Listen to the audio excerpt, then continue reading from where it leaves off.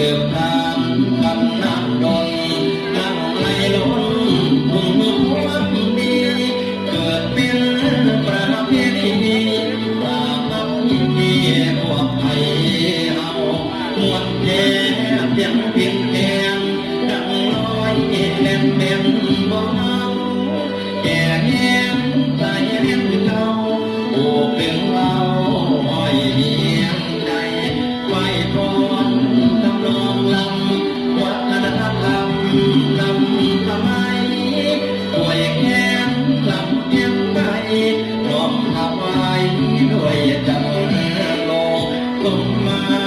ทั้งโบกแก้วผู้เลิศเลวอันตรง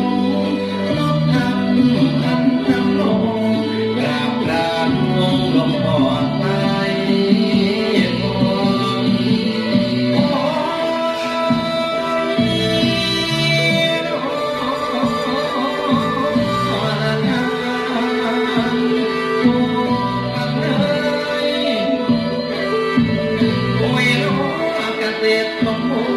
เป็นเมืองกำแห่งดินทั้งหลวงพ่อทาน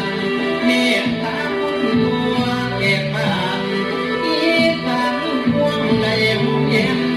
มารับเยี่ยมันหลีกเลี่ยงแสงเห็นใจใส่ตอนคนข้างนั้นประกาศก่อนของพวกเราโตดัง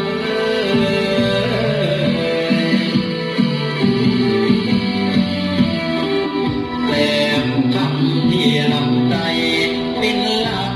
ใช้ให้มันคงร้อยล้านตาตราองค์ที่ดำรงยืนยงนานต่างปุ่นต่างวัดมาเพื่อรักมาให้เป็นทางสืบต้องรองพยาบาลส่วนราชการอีกนานาเพื่อนเขาลำเนาใครน้อยใหญ่ได้เย็บ